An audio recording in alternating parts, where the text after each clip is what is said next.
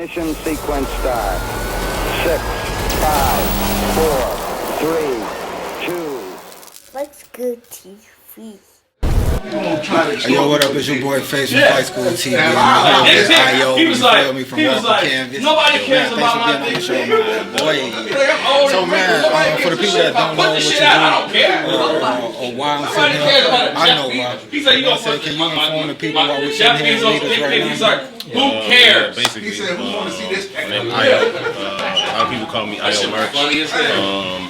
I thought y'all be good, man. Designed by Cnvs brand. Been in the game, I want to say, since 2007. You know, that's a good run, bro. But that's really like back when we just came coming up with the idea. We actually incorporated and like started actually conducting business in 2009 and 2010. So what exactly is Wlkng Cnvs for the people that don't know? So it's been a few things over the years. We feel like we were one of the first like luxury brands, but our whole purpose was kind of like what Off-White has actually accomplished. So we actually have become something a bit different over the years, but our purpose was just to bring like high-end luxury ideas and concepts to the street level and take street level concepts to the high end of luxury, because it's kind of like I feel like what Killer Mike was mentioning in Trigger Warning recently, like companies, or not companies, but organizations like Hell's Angels are always like vindicated and people love them in other communities, but in the black community, like criminality or the things that we do, look down upon. It was just to bring more light to that and shed a different light.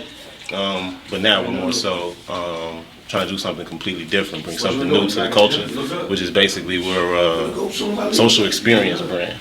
So we actually curating culture rather than just clothing. Because that's kind of how like I found out about y'all, because I actually attended one of y'all pop-ups. Yeah. And that's when y'all had Trey was up there from Leaders, you know what I'm saying? Ellen Ma was up there. Rich Soul was up there, Brilliant, shout out my boy Kevon. Oh man, you really brought out the city, you know what I'm saying? Yeah. And that was a dope event. So initially, until I did more research, initially I was like, man, I thought that's what y'all did.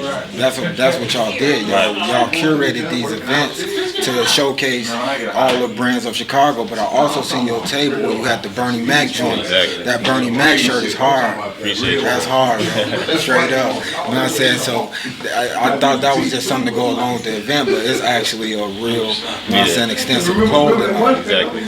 So like, how do you, when you in the design process, how do you approach your designs? Well, really, I try to just start from something that already resonates with people. So it's culture first. You know what I mean? Yeah, because that Bernie Mac is Chicago. Yeah, exactly.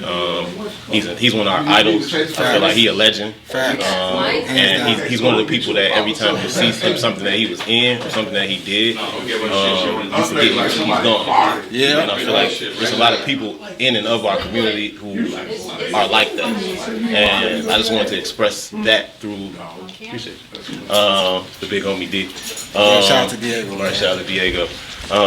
So yeah, I really just wanted to showcase that, because it's so many, shout out to the plug, it's so many incredible people who come from the city and from our culture that we don't always get a chance to celebrate. So yeah, and Bernie Mac was one of them guys, man. Like exactly. He was one of them people that really his stand-up was Chicago based. Like, I ain't scared of you motherfuckers. No. You feel me? I'm from Chicago, like, you know what I'm saying? And when it comes to our city, man, I feel like he represented it the right way. You know what I'm saying? He captured everything about Chicago. Yeah, they say it's a world-class city. We feel like he's a world-class person, and that's what we produce. Facts. So like, when it like when you got into the fashion thing, was that always the plan from the beginning, or was it like, you know, a lot of people start off with, I'm gonna put together some shirts for this, then it kind of snowballing and grow into something else. Right. Was being in the clothing, creating, was that always your intention? To be creative was always my intention. Right. A clothing brand in of itself was not. I can be honest. I can be totally honest. I was actually just mentioning this in the speaking engagement I had, somewhat of a workshop with some kids trying to get in the creative community as well, because we're doing a little bit of incubation as well. Wlkng Cnvs again isn't just clothes, so we're making it our point to like excuse me, to bring a lot more structure to the creative community, because when we was coming up, obviously it wasn't a lot of, you had to run around and scrap really for every bit of information you got. So, I'm sorry, what's your question again? No, I was just saying, like, because a lot of people initially don't start with the desire to create a clothing line. You know what I'm saying? But that's why I was asking you, did it start with like t-shirts for you? Or actually, was it, like, how did that happen for you? Actually, it started with shoes. So this is like super old. This is back like, excuse me, Miss Era. I don't know if everybody remember themselves what they was doing around then. But actually, I don't know if anybody remembers, but it's a brand called Remix the Kicks out of New York. No, I don't even remember that. Yeah, well, I don't know if, back then when all the music videos and everybody had like different color Nikes or like different color ones and like Bapes was a thing. Right. They were the first to really customize Air Force Ones. They was on MTV and like they got a lot of notoriety for doing it, and that just honestly blew my mind. I was on the painting back then. I was in the drawing. Everybody was drawing like Dragon Ball Z. Yeah, that was the move. Yeah. So when I found out how to do that, that's really what started my interest in general. It wasn't a name yet.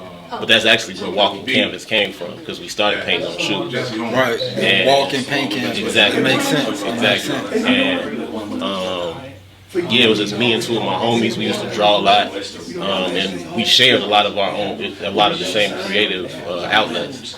So when we actually started creating these things and coming together, they actually gained traction and like a little popularity. So like, I don't know if you remember when we was in school back then, everybody used to want like, what was the term everybody used? Custom or like exclusive. Everybody used to use the word exclusive. I got these exclusive. Yeah, because I used to customize my Timberlands. You know what I'm saying? Like the Timbs to me was the perfect canvas as far as like drawing something on, because it was enough space on it. And it was blank. Yeah, you know what I'm saying? So I had my weak Timbs, and especially after you wear them a few times, they get a little beat up. Yeah. All right, it's time to customize these joints. You should have worn them in, so they perfect now. You know what I'm saying? So you know what I'm saying? To bring them back to life, had all the flaws that's on them, you could just paint over them. You know what I'm saying? That was the move back then. And it makes it something else. Right. Yeah. So how did you transition from like, all right, I like customizing shoes, to the point where you got into the clothing aspect of it? Honestly, that was completely by mistake. A little design, but also mistake. So it got so popular, us painting our shoes, and we were getting notoriety just for being the guys who come to school with shoes you don't find. We thought like, man, there's, we want some of these same ideas, or we want certain ideas that we don't see featured on clothing. So one of the three of us actually mustered up some of the courage to just do some shirts. But he actually was a trained artist at the time. Okay. Shout out Big Marcus, wherever you at. And he went from painting on easels, like actually doing art projects in school, to just strapping actual T-shirts to these same easels and painting on them as if they were the blank canvas. Exactly. And that's where the name came from, because as that gained popularity, we each started painting shirts for people at school. So like, somebody wants a Chucky on their shirt, somebody wants Goofy, or you see what I'm saying? We would do that, and we were the only people doing it at the time. So as that got more popular, I was like, man, we should turn this into something legitimate. And that's where the name came from, because it's no way to house all these ideas without putting a brand to it. Right. Which was brilliant, you know what I'm saying? Because branding is very important. And I didn't even know what that was at that time. You know what I'm saying? Like, exactly. And I started learning that as I went along also, you know what I'm saying? But branding is very important. So you started with the shoes, you got to the shirts. Then at what point in time did you get to the point where you started creating not just one-offs, but like an actual line? Yeah, and that actually took a little time, but the name is where it started. So we started branding each one of these creations as something that came from this one single entity, even though it was three of us at the time.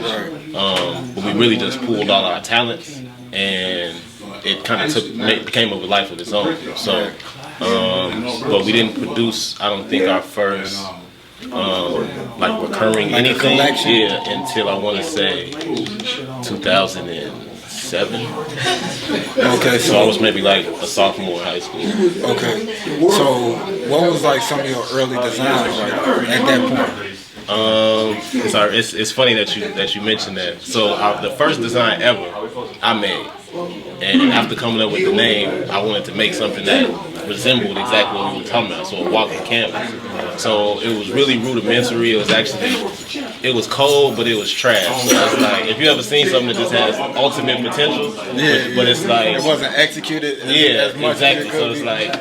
like if you like the person, you'll tell them like, damn, that's a cool idea, like and mean it. But if you didn't know me from nobody, you'd have been like, I think we need to go back to the drawing board, but that's a cool name. Well, Right? what was it? It was literally what we said, right? So it was like a painting, like a portrait, and I just stripped whatever, like Mona Lisa or whatever would have been actually on the portrait. I stripped that off and put the name Wlkng Canvas in there. So it was a really rudimentary design. When I say it was like, But I mean, you was really early on that wave because you see that a lot right now. yeah, you do. You know what I'm saying? Like I think even Supreme do that. You know what I'm saying? Where they put some over Nas' eyes or something like that. But I done seen that a few times. But you was actually early on that type of wave. It's so funny now when I mention that to my friends, and actually they mention it to me more than I even get the opportunity to. Sometimes it's like, man, art is so cool that everybody wants to be cultured, but y'all was doing it before it was even a thing. And I feel like I'm just blessed to still be around, still be any type of relevant, because most times they say you never want to be the first black person to do anything. So Get your ass sacrificed. you know what I mean? So, I mean, like during this whole process, did you have any like early on inspiration that you looked at to see like man, not saying that you wanted to copy anybody, but just saying like, man, I looked at them and what they was doing and thought that I can probably reach that one day. And even though things was really early then, I feel like that's what gave us the confidence we had to really try to do stuff, because we found that a lot of the people who we honored and respected in the game at the time started off as skaters or started off basically as just what most young black men are considered young punks, you know what I mean, at the time, and legitimize themselves. Exactly. So I mean, this was the era of like I mentioned earlier, Jay-Z with like "Excuse Me, Miss." Bait was huge. Yeah, that excuse me. What's your name? And change clothes, you know what I'm saying? That shit was hard. So this is kind of like when style is becoming more prevalent in hip hop. You know what I mean? So like we starting to step away from the baggy clothes, and it's a real transition. Yeah, I think Jay had a big part of that because he was like, what was that line? He was like, I'm 30 plus, give me a something. Fresh pair of jeans and a button up. And everybody was like, damn, that was hard. Like, everybody was wearing button up. Bro, I wore my first button up to my 7th, 8th grade lunch and felt like an adult for like 10 minutes. You know what I'm saying? Jay said this shit cool. You know what I mean? So but that also go to show the power that we have. You know what I'm saying? Like, all these brands out here thinking they doing something new. Like without us, we make shit cool. You feel me? Exactly. Like so, whatever y'all brands got going, you know what I'm saying? Y'all gotta come through us at the end of the day. For real. You know what I'm saying? Our culture influenced the world. And I feel like that's when, since it was so new, there was a real creative community. It wasn't a lot of toe stepping, being stepped on. You know what I mean? Like Nigo from Fate hung out with Jay-Z, hung out with Pharrell. Exactly. So like a lot of the stuff we were seeing, it wasn't always just, he got it first. It was like, no, he has the only one because he knows the designer. Right. And I feel like that's what started to make it really cool to us and cement it in our minds. Like, so you can really take these concepts and like all this creativity that we're not forcing it, and we're also not in an opportunity. We can monetize it. Exactly. We can monetize just having fun. Essentially. Right. So once we figured that out, it was like, man, we was looking at brands like Stussy and Supreme and Bait before it was even super popular. These are still like skate brands, and skate decks. You know what I mean? That's like when Karma Luke was doing it. Exactly. You know what I'm saying? And actually, I feel like that's when the whole streetwear community kind of started to tip. Because it went from being just something that every time you see somebody with a certain shirt on, you can be like, oh, he must be in the same thing I'm into. Right. It was like a secret language. It was. And then Because a lot of my came guys around. didn't know about like Karma Luke. Exactly. But if you saw somebody on the street and they had something on, you'd be like, yo, you might holler at them. Yeah, like now man. it's not like that though. You know what I'm saying? It's too mixed. It's too blended. And ironically, back then, Hypebeast was a blog. Now it's a way of life. You see what I'm saying? Back then, it was a bad thing to be a Hypebeast. Right. Now, everybody wants to be a hype beast for the most part. Straight up. You feel me? So Straight up. it's just ironic, you know what I mean? Yeah, it really is. So like you described like your first shirt design, which was like similar to like a Mona Lisa or something. Like, you know what I'm saying, on the canvas. What was the success like? Did you experience success like right away, or was it like a slow grind? Honestly, a little bit of both. So I can honestly say when we were just doing shirts in high school, we were like gangbusters. It was the most popular thing that we had seen at the time. You know what I mean? And we were surprised by it. Yeah, so we surprised by our success. Success is a lot of success. Exactly. You know what I mean?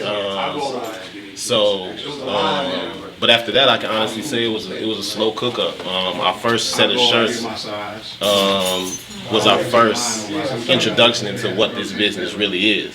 We got overcharged for the artwork. We didn't know how to, it was art fee. We didn't know how to use Photoshop and stuff back then. Mind you, this is early 2000s. I don't know who using Photoshop. That's back when CD-ROMs are still a thing. You know what I'm saying? So, or like you say, before the internet, we might just come up with like BI or something that's instead what of BC. I always tell people that because a lot of shorties live in a time where everything is right there in front of them, and they don't understand how much easier it is now compared to when it was back then. You know what I'm saying? That's why I always make sure that when we talk about certain time frames, I want to put that in perspective. Like this before the internet. Understand, like motherfuckers still have phone books getting delivered to their house. You feel me? Like yellow pages. Like for real. Like if you want to find somebody's number, you have to look up at this big ass book and search their name. You feel me? But that's what I always try to add that fact so a lot of our viewers can understand it was a different time, but it was a different set of challenges. You know what I'm saying? Exactly. So if the one, especially the ones that actually penetrated and made it through that time, salute. You know what I'm saying? Because it wasn't easy. So so you were saying this was before the internet, and y'all was actually trying to figure out the paying for the design. Exactly. You probably didn't even know which material shirt to use, at all, so which is an important thing, you know what I'm saying? Because people care about that type of thing. But it's so many different. People think it's just like Fruit of the Loom. You feel me? There's so many different white T-shirts. No, it really is. It's levels to that quality. You know what I'm saying? Like when the American Apparel wave was a thing. Everybody wanted a little clothy, exactly, and the nice way that touch. fit. You know what I'm saying? So it's a certain fit for every shirt. So y'all was learning that as y'all was going. Exactly. And y'all was learning the hard way before the internet. And believe it or not, the community here was so small, bro. Like, you could literally count on one hand the amount of brands that it was. So we're cutting our teeth at a time when there's nobody else our age even being considered in this realm. So, and even though I don't necessarily consider these people our peers, at the time, what we're realizing is that our peers are people much older than us, much more established, but they're impressed by what we're doing. And that's where a lot of the game, a lot of the success of the brand actually came from later, was just the fact that we had the work ethic. And that was more important to us than the notoriety and the OGs pick up on stuff like that. That's like, shout out, we're in leaders right now. Yeah, shout out Corey, shout out Diego, big homies. Yeah, them real big bros, them real OGs. You know what I'm saying? It's a difference between old heads and OGs, man. I understand that. But so early on in your process, when did you start getting outside of selling shirts to your friends? Because that's always our start platform. Yeah, and that's people close to us. That's the greatest cliff to jump from. Right. But I want to say almost immediately, only because family and friends who bought up everything off bat. You see what I'm saying? That's everybody's initial support system out the gate. And at the time, we were coming up with all the money to do this stuff. You know what I mean? So which is another set of challenges. Which is its own whole set of, you know what I mean? That's probably an hour conversation in and of itself. But so I mean, they supported out the gate. I think the greatest challenge was just getting that first. Outside the family. Outside the family, outside of your immediate situation sale. We actually brought our first box of shirts to leaders and got laughed out of the door by Corey. Like, you know what I mean? Because So, you gotta that's the big dogs. You gotta come the right way. You know what I'm saying? but you appreciate stuff like that later because you realize like You probably he only did that to show how much harder it's going to be. You see what I'm saying? Like rather than like make sugarcoating it. You see what I'm saying? Or have you live in an illusion that it's gonna be easy. Exactly, because then it puts you in a position where you feel like you got to get used to the no. You see what I'm saying? And a no wasn't a no. It's not good. A no was bro. Yeah. You know you could come harder than this. You see what I'm saying? And that changed the whole game. So speaking of leaders, like I know you did a collaboration with them that you were just telling me about off camera. You know what I'm saying? Like, how did that come about? I know we skipping Yeah, we skipping time a little frames, bit, but yeah. You know what I'm saying? But just since we on the topic of leaders, you know what I'm saying? Like, Honestly, you got turned down the first time. Yeah. Then it seemed like it came full circle. yeah, actually a few years later, we ended up doing our first. We had to get our first run in the store, and that sold out actually within a month.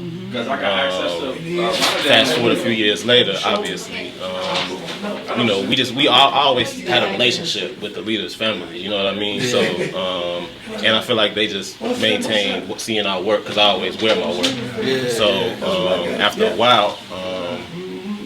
I came in and just pitched the idea. It was actually an idea that we had been pushing back for a couple of years. Right.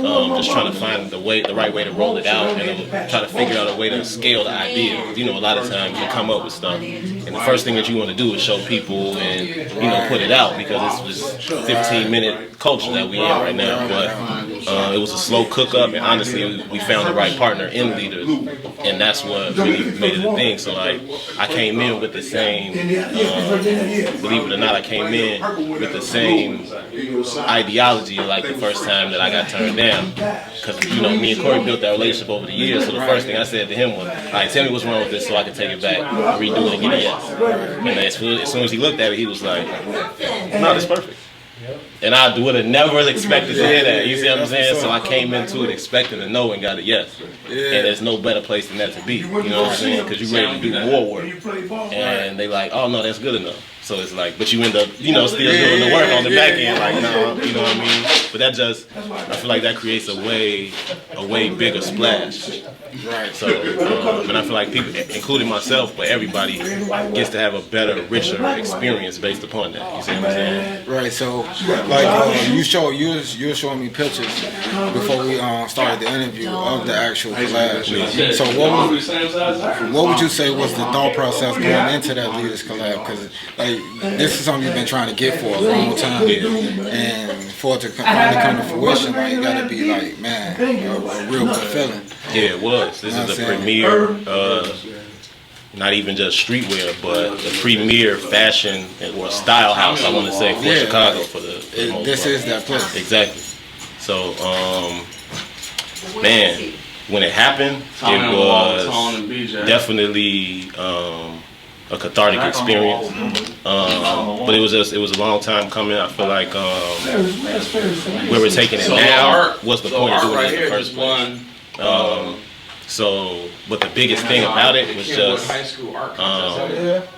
trying to create something that would represent the city well. Yeah, because you got the out west, the outside. Yeah, and it's like it's a namesake that everybody uses, but we don't think about it because we just do it all the time. It's so natural, but anybody else probably come out here, they probably want to use them. Exactly. So we just decided like, what's the best way to represent that throughout the city? And I was like, man, any type of apparel that would be cool because it's and each side of the city is almost like it's a team. Yeah, you so wear it with pride. Yeah, so when you say out south, automatically certain things come to mind. When you say over east, automatically certain things come to mind. Right. So we just decided like, you know what? What if we make these namesakes the teams? And mind you, this is around all the shootings going on, so like the Wlkng McDonald and all that other stuff. So it was like, in a time where the city is the most divisive, how can we slick come up with a way for people to kind of all come together, like agree on something? And that's something that we all call it out west, we all call it over east, up north, out south. So but that's something I feel like might get overlooked when people look at Wlkng Cnvs. Is the fact, like, I noticed it from the time I was at that pop-up, like the unity, you know what I'm saying, that y'all promote at them, like, cause you mix fashion with music and art. You know what I'm saying? It was like people from all different parts of the city attending that. You know what I'm saying? And there wasn't no violence. It was a peaceful, fun event. You know what I'm saying? Like that can't be overstated. You feel me? Yeah, exactly. And shout out my boy Rico from Wlkng. Yeah, shout out to them, man. I'm about to link out with them real soon, bro. Like I like what they doing over there, man. Shout out to Wlkng. But yeah, you know what I'm saying? Like I feel like that's something that often get overlooked, but shouldn't, because if you watch mainstream media, you would think, like, I know this for a fact because I travel a lot, you know what I'm saying? And once I step outside Chicago, Illinois, the first thing people want to say is, like, how are you still alive? Like, how are you surviving? And it blow my mind sometimes because I'm so used to our environment, it don't seem that bad. It's pockets of every big city across the country and across the world. If you got a big city, it's gonna be some pockets where you don't want to go. Like that's everywhere. So the simple fact that Chicago got this rap, you can't come here, you can't have fun and all that, it just be blowing my mind. So when I take it on as a personal responsibility with my platform to showcase this. That's why I was at the Wlkng Cnvs event. That's why I was at the Fashion Geek Puma release. That's why I was at this pop up and this pop up, because I feel like we the balance in the media. Exactly. Like you hear all these negative stories about what's going on in the city, but if you tune into what we've got going, you'll see all the positive stories. You know what I'm saying? You think all these hood guys is killing each other. No, it's these hood guys getting money in a legit way. You know what I'm saying? And I feel like at your event, in events similar to yours, showcase that. You know what I'm saying? Where we can have people from out west, out east, you know what I'm saying, up north. We can have people from all these different areas come together and party in peace. And that's why I seen that Wlkng Cnvs that day. So you know what I'm saying, I salute you for that. That shit was cold. Yeah, I appreciate it. So like, when did y'all start doing these events? Actually, that was the second one. So so that shit was decent. Yeah, we did the first one, I want to say last year around July. And then that one, what was that? I want to say November. So the point was to try to have like 2 a year. At first we was thinking 4, which was a bit too ambitious. But quarterly. Yeah, exactly. But the point, or the purpose of that was kind of to being like, to be the new World's Fair, essentially. You know what I mean? Like back when the World's Fair happened in Chicago, that's when Chicago was considered to be one of those next cities. I think that's when we got the term the second city or something like that. But we're at the end of the day, you know, history obviously showed it didn't really go down like that. There are no real industries in Chicago no more, with the exception of like logistics or something random like that. So when you come to a place like this, which is like its own coast almost. It is. It's like, it's kind of like, if you're from Chicago, you can understand that. If you're not, then you probably won't get that part. Except for the fact that I feel like a lot of tourists come here, but nobody stays here. You know what I'm saying? Because you can't take in the city in like a weekend. You can't. You just can't. It's not a thing. You go to tourist stuff, but it's like, that's not the city. It's all the nooks and crannies that make Chicago what it is. And even like when I travel, I try to travel the same way I live at the crib, right? Exactly. So I want to do whatever the locals is doing. I don't want to do what the tourists are doing. But that brings us to the hood restaurant. Exactly. You know what I'm saying? Roscoe's Chicken and Waffles. Exactly. You know what I'm saying? Like if you go to the Harrods downtown, you don't know what you're missing going to 87. You know what I mean? So exactly. But essentially, we were just trying to make it like an exhibition, an expo, to feature and help grow, you know, entrepreneurial spirit in Chicago. Because it's kind of like, which is why we appreciate what you're doing. I feel like nobody really here in Chicago, which I feel like somebody else might have mentioned in another interview of yours, Chicago doesn't put on for Chicago like it should. We got respect everywhere, but respect doesn't always garner attention. You see what I'm saying? And a lot of times we don't mind, like you mentioned the Killer Mike, you know, and he was talking to the Crips and Bloods in the Trigger Warning documentary that's on Netflix, and he was telling them like, we should monetize this, like, you know what I'm saying? Like, I feel like, Chicago get a rap for all the violence, but like, let's monetize it in a way that isn't sending out the wrong images to our shorties, but at the same time, like, making money off, you know what I'm saying? What other people making money off, like when Wlkng came to Chicago and put together them the gun with the heart. You feel me? which- Like, and then break bread with the city at all. You know what I'm saying? That should been somebody. It would have been received in a better way if somebody from Chicago would have done Exactly. But what I realize is that's our responsibility, and we can't keep pointing fingers, which is where Right. the demonstration came from. It's like, Right. you know what? Well, instead of trying to, pull clout cards, call in favors, why don't we just make something that's beneficial for everybody Right. and see who decides to be a part of it? If you want to be a part of it, cool. If not, you know what I'm saying? Like, a lot of times I find that a non-invasive approach is the best thing, because the people who come and present themselves are oftentimes the people who support you the most. Yeah. The people who need you to call in personally and do a lot of the background stuff is like, all right, we're trying to exchange clout tokens now. Like, you know what I mean? We getting off the basis of the form. You know what I mean? But I mean, we jumped out there. We did something that was a bit innovative, and I feel like it became something. It's already become something a little bigger than what we anticipated. I really like that event, man. Yeah, they It wasn't just like an artist performance. You know what I'm saying? It was, like I said, it was vendors there. You know what I'm saying? And all Chicago brands. Like I said, Rich Soul. You know what I'm saying? Brilliant. Then you also had artists there. You know what I'm saying? Doing their thing. Like, I think that type of atmosphere represents Chicago. You know what I'm saying? All the stuff that people see on social media and all that, that's a part of Chicago. That's not the full Chicago. Your event is like the full Chicago. You know what I'm and actually that went pretty well, even better than we had anticipated. What we're trying to do moving forward is to have less just clothing brands and more just businesses in general, so that it gives more of a well-rounded feel to it. You know what I mean? So it might be a little less like the mall later, when people keep coming, but I think they'll get as rich, if not richer, of an experience out of it. You know what I mean? That's what's up, man. Yeah, and actually, the space was so impressed with what we were doing. They presented it to British Parliament. So the demonstration might become something totally different than what y'all used to see. What's the British Parliament? It's like their governmental system out there. So like they do a lot of funding for like.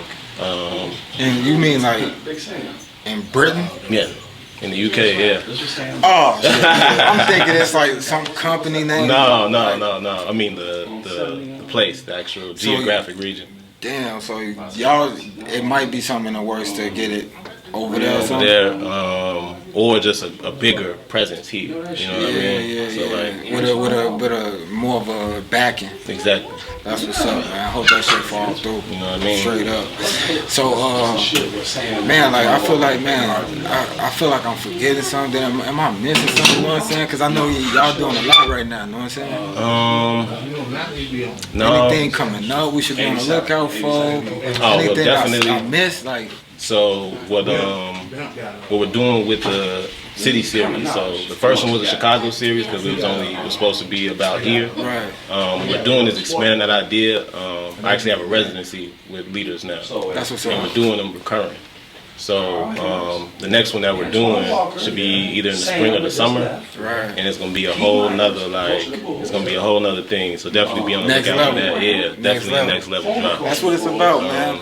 Progression. You know what I mean? I've just been doing speaking engagements. Like I said, part of the main reason that we created the demonstration was to create some sort of structure in the creative community. So the way that starts is with kids, you know what I mean? They have absolutely no idea how to do what we're doing, especially in the climate that it is today. So There's so much going on. It can get cloudy, and you know what I'm saying? exactly. So I just been trying to take the time out, a little bit of time to actually doing that as well. But we really just building up this concept, bro. I feel like we're becoming something that's the first of its kind. Like I said before, doing like a cultural curation brand or a social experience situation. So it's like we're just trying to build that out more, give people more to engage in, not only with the brand but just around the city. Right. I mean, in my opinion, that's something that we also try to achieve with Flight School TV. Is just like, yeah, we bring you these stories and these crazy things that happen with these brands and how they was developed, but it's also spreading awareness. You know what I'm saying? Because if you were from Chicago, there's no reason you shouldn't know about Wlkng Cnvs. There's no reason you shouldn't know about Leaders, Fat Tiger, Success. Like, you know what I'm saying? It's no reason that you shouldn't be aware that these companies do exist in your city. And I feel like, you know what I'm saying, it's our duty to spread awareness about it. You know what I'm saying? Because I don't think, like, I'm not one of them people that just go along with them, and the people just don't want to support their city. I honestly don't believe that. I feel like it's lack of awareness. Exactly. Like, a lot of motherfuckers that might be way the fuck out south might not know about the Leaders or Fat Tiger, you know what I'm saying? Because this is kind of like the northwest side, even though it started out south, you know what I'm saying? But like right now, there's a lot of people that might not know about these brands just because they don't have people putting it in their face. You know what I'm saying? Look, this is here. I did it, like for instance, they did a fashion week in Chicago. Yeah. Chicago Fashion Week. Nobody knew that event was going on at all. You know what I'm saying? I posted on Instagram like, yeah, Flight School TV here to film Chicago Fashion Week. I was like, damn, what the fuck, where was that? Like, and that go to my point. Like, all this cool shit is going on in our city, and a majority of people don't know about it. So how can people support something they don't know about? Exactly. But you know what I think the greater point is, and that might be a good place, or that might be a good ending point, right? Is that I find that in the city it's not a lot of solidarity. So like something like a Chicago Fashion Week, so you have all the heavy hitters there immediately. So whether they were, but this is a place where you can reach out to those people, and if you're not already somebody, they might not even respond. I feel like that's what's holding us back, and nothing else. I feel like our city could definitely do a little better, and just in the spirit of Black History Month, I actually challenge all the rest of my creatives, like, for us to get out of this whole ego economics thing. You see what I'm saying? Like, don't make these business decisions based upon who likes you, who you like, and really just relying on the fact that people like us right now. You see what I'm saying? It makes way more sense, and it does more for our culture and our people, is if you actually take some risks. You see what I'm saying? Collab with or deal with a brand that might not be at the same level. You never know. A lot of those people who are at the same level end up overshadowing and leaving. And all that is investing in our community. And honestly, the tables always turn, so you can be on top one day, you can be at the bottom the next. Exactly. How you treat people when you're on top is how they gonna treat you when you at the bottom. You see what I'm saying? So it's like, we still got a problem where we still take ideas and try to turn them into, and try to take credit. Like, that's happened to me with my brand so many times. Like, but I realize that's just a part of the game. Yeah, I mean, I see a lot of guys out here trying to do, you know, the TV show and stuff like that. You see what I'm saying? Just doing your thing, man. Wish y'all the best of luck. You know what I mean? But everybody can't be fake. And everybody can't be our own.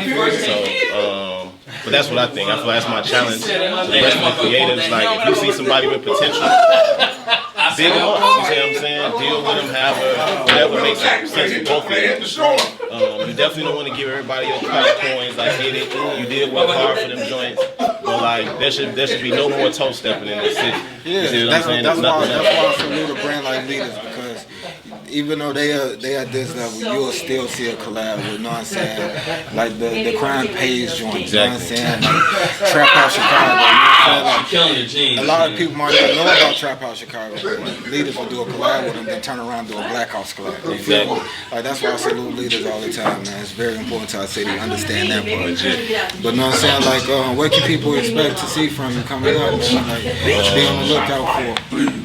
I know you said the Leaders dropped. Yeah, and this is actually I shouldn't be wearing it. This actually is part of the next drop. So we doing a few different things. Flight School TV exclusive. And after that, we're actually doing a solo show. So it'll be my first solo joint after Actually, Wlkng Canvas broke up a few years ago. Like I told you, it was 3 of us. Yeah. That ended, I want to say. I kind of picked up on that. I didn't want to touch on it because I ain't Yeah, going which to is the talk thing. about No, it. we can But talk when about you said, whatever. Yeah. wherever you at, I kind of was like, oh, Yeah, because it's still all, it's still all love. But, you know. But once you said wherever you at, I was like, oh, Yeah, you know what I mean? I was like, I left that alone. Yeah, but yeah, so that'll be the first solo show after quite some time. We'll be rolling out. All we doing this year is rolling out new stuff. So ironically enough, everything y'all have seen from us the past year or so is just old product that we hadn't actually put out. Right. So after that, we actually might be doing something that is like a popular demand situation. So we actually did I don't know if I told you before, the Buy or Not Cocaine. Yeah. I seen that on your website. But a few people ended up mentioning to me, that they saw another brand actually do something similar. Was it a local? Yeah, it was a local brand. I'm not gonna mention no names. I'm sure. And we actually about that off camera. and we actually shared the same space for 2 years. I don't know if you remember when Lacuna Artist Lofts became like a big thing. Yeah. That was our first store. 22, we had our first store. We actually wasn't even supposed to sign a lease, but shout out to the leasing agent. They got us in there before I even had some real credit. We actually shared a space in the building. We were on the second floor. The other guy was on a higher floor, but we actually had that sign in the window that said "Buy or Not Cocaine." That was like the cool. That was kind of like our catchphrase at the time, because we were one of the first art brands. They say imitation is the best form of flattery. And I realized that whatever level of person is willing to take something from what you're doing is at least as high as you are. Or a fan. Yeah, a fan, or that's at least as high as your brand. Right. You see what I mean? Right. So at the end, I'm flattered. To me, it's like you said, it's a certain level of flattery, but I'm still flattered. But I just, like I said before, I challenge other creatives in the city to. When you have a situation like that, you at a crossroads. Just big up where you from first. You never know; it might become way bigger than what you anticipate. Everybody got different resources. But yeah, we might actually be doing something with that. I'm still tweaking because I want to do something completely different. But I'm still tweaking a little bit of how that might come to fruition. But we might be collaborating with another brand. See, I love collaborations, man. Yeah, I'm a big fan of that. But it'll be like a style/music collaboration. That's dope. And so yeah, this is the Chicago series that my solo event.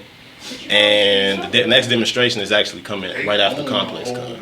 So, whoever was there, whoever wasn't there, whoever wants to get ready, when we'll be opening up, actually, the admission process a bit earlier this time. So people have over a month to get their stuff ready to get involved. Exactly. Yeah, man, any way we can support you, you know what I'm saying? Make sure that be known on camera, you know what I'm saying? Like, any way we can support you, we here for that.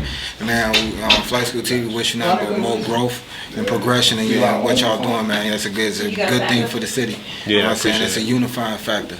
And we need more of that in the city right now. You know what I'm saying? So definitely get into Wlkng Canvas, Flight School TV. Check me out, WlkngCanvasBrand.com.